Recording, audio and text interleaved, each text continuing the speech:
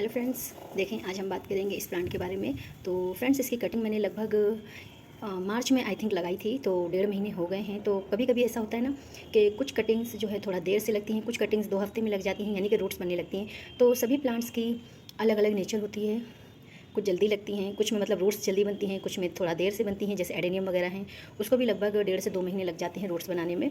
उसी तरीके से ये चंपा है, तो इसमें का ये नाग चंपा है। और एक और है जो इससे पहले मैंने वीडियो अपलोड किया था, मेरा अगर पिछला वीडियो आपने देखा होगा तो, और अगर नहीं देखा है तो देख सकते हैं, प्लूमेरिया के बारे में है।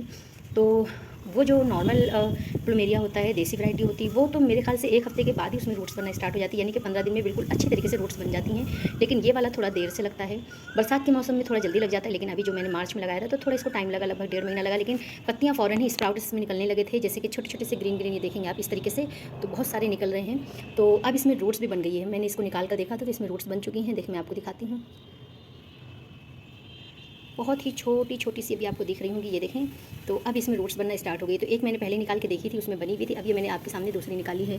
तो इस तरीके से ये होता है। अब हमें इस बहुत प्यार से इसे रख देना है ताकि इसके रूट्स जो है वो डैमेज ना हो, इस तरीके से। और ये मैंने जो है ना कोकोपीट में लगाया है। कोकोपीट में जब भी कभी लगाएं ना आप, कोकोपीट कहते हैं हम उसे, जो नारियल हम जब छीलते हैं, पका हुआ जो नारियल आता है पानी वाला, तो उसमें से जो बुरादा निकलता है ना, वो बुरादे को हम कोकोपीट कहते हैं। तो उसमें जो है कटिंग जब हम लगाते हैं तो उसे मॉइस्चर हमेशा बना रहना चाहिए, सूखनी नहीं चाहिए। अगर कटिंग सूख गई तो फिर वो ख़राब हो जाएगी। तो इस वजह से मैं इसे कोकोपीट में लगाती हूँ। तो इस तरीके से देखिए मैंने इसे लगा दिया। सभी में आप देखेंगे, एक ये है कटिंग, एक ये है, और एक ये है सबसे अच्छी ये चली, और एक ये है। तो ये लगभग मेरे पास 4 कटिंग है, और चारों में ही ग्रोथ हो चुकी है। मैंने रूट्स देखी है निकाल निकाल के, और अभी आपको भी दिखाई है। ये वाली मैंने देखी थी, इसमें थोड़ी बड़ी है रूट, पर इसकी पत्तियाँ छोटी हैं, और इसकी पत्तियाँ ज़्यादा बड़ी हैं बट रूट्स छोटी है। तो ये होता है, कभी एनर्जी ऊपर ज़्यादा लगाता है, कभी नीचे ज़्यादा लगाता है, तो ऐसा होते रहता है।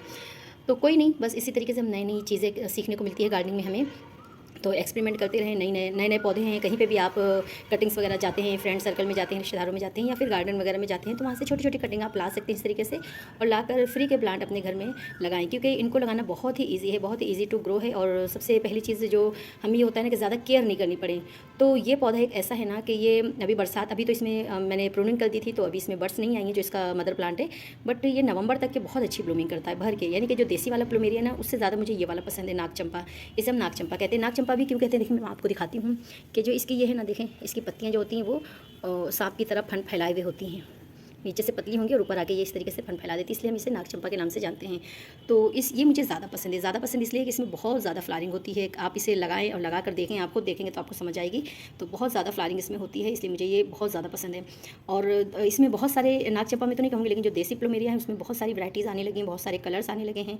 मेरे पास फ़िलहाल में अभी 2 ही है। तो एक थोड़ा सा रेडनेस में है और एक वाइट वाला है। तो जो मैंने कटिंग से पहले लगाई थी ना प्लूमेरिया की, वो भी मेरी रेडी हो गई है, और उसमें भी बर्ड्स बनने लगी हैं। देखें मैं आपको दिखाती हूँ। तो ये देखें फ्रेंड्स, ये 3 कटिंग थी मेरे पास जो मैंने लगाई थी, आपके साथ में वीडियो शेयर किया था, अगर आपने देखा होगा तो। पिछला वीडियो मेरा 3 कटिंग्स थी, और तीनों ही बहुत ही सक्सेसफुल देखें रेडी हो चुकी हैं। कोई भी कटिंग मेरी ख़राब नहीं हुई, बहुत अच्छी तरीके से। तो ये देसी वाला है, ये देखें बीच में थोड़ा सा येलो शेड होता है इसमें, और किनारे किनारे देखें कितनी सारी इसमें कलियाँ बन गई हैं। तो एक और है मेरी पिछले साल जो मैंने कटिंग लगाई थी, उसमें भी फ्लावरिंग हो रही है, मैं आपको दिखाती हूँ वो भी। ये देखें फ्रेंड्स, ये मेरा पिछले साल का है। ये पिछले साल मैंने कटिंग लगाई थी। अभी ये पूरी तरीके से खिले नहीं हैं फूल। ये देखें इस तरीके से बीच में हल्का सा येलो शेड होता है, और ये इस तरीके से 5 पत्तियों का फूल होता है, बहुत ही प्यारा सा, और बहुत हल्की हल्की इसमें खुशबू भी होती है, काफ़ी प्यारी सी इसकी खुशबू होती है। तो ये मेरी पिछले साल की है कटिंग, काफ़ी बड़ी है ये भी। तो ये पिछले साल मैंने लगाई थी, ये भी देखें सक्सेसफुल रेडी हो गई, और फ्लावरिंग भी करने लगी मेरे गार्डन में।